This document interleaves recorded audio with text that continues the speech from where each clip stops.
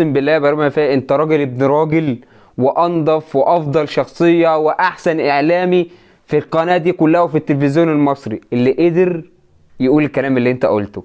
الاول كده تعالي نشوف بس المستشار قال ايه عليه وبعد كده ارجع لكم.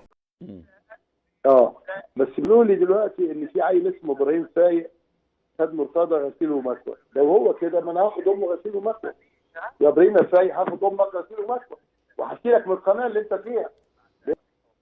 بلاش قله ادب، بلاش قله ادب. كلكم سمعتوا بنفسكم الغلط اللي حصل فيه وفي امه الله يرحمها، بس هو عشان راجل ابن راجل رد عليه رد رجاله. تعالوا الاول نشوف رد عليه ايه. امي اللي انت جبت سيرتها وشتمتها جزمتها برقبتك انت ومليار واحد من عينتك. قعدت تفتكر ان حد هيسكت لك؟ انت جعجاع واونطجي وما تعرفش تعمل حاجه، وده اخرك. وانا مش فارق معايا اي حاجه، وانت عارف ان انا مش فارق معايا اي حاجه، والناس عارفه ان انا مش فارق معايا اي حاجه.